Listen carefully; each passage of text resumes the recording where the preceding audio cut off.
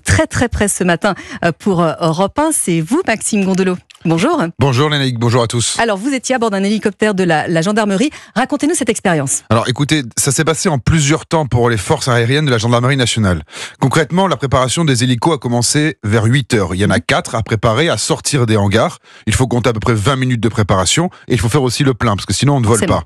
À 9h, on installe les équipages dans les appareils. Donc moi dans mon appareil, 3 membres d'équipage plus 3 civils dont moi. C'est un hélico EC-145 pour les plus pointus, 7 personnes peuvent s'asseoir et moi je suis assis à l'arrière avec Patrick, un mécanicien, et à 9h20, décollage. Et là commence la deuxième partie de cette matinée pour eux, l'attente avant de défiler, parce qu'on ne défile pas tout de suite.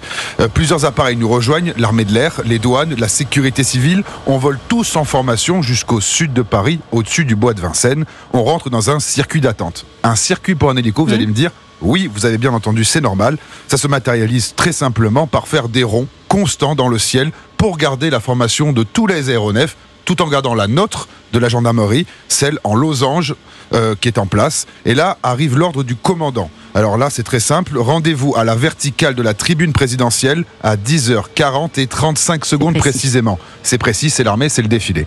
Et la formation est maintenue avec l'ensemble des hélicos des différentes unités. Direction l'avenue Foch. Et le survol dure à peine une poignée de secondes. Les pilotes ont à peine le temps de nous l'annoncer dans le casque que c'est déjà terminé. Une fois terminé, on rentre à la base aérienne de Vélizy-Villacoublay. Et le lieutenant-colonel John Bullock est content de la matinée.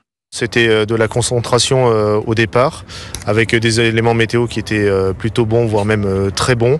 Et puis tout s'est déroulé comme à l'entraînement, voire mieux. Donc c'est beaucoup de satisfaction au final.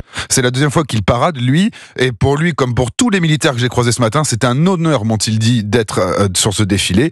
Aujourd'hui, en plus, c'est un jour spécial pour les forces aériennes de la gendarmerie nationale, parce qu'elles célèbrent la mort, il y a 70 ans, de René Coulon, le premier membre de cette unité qui est mort au combat en Indochine. Et en sa mémoire, une levée de drapeau a été organisée.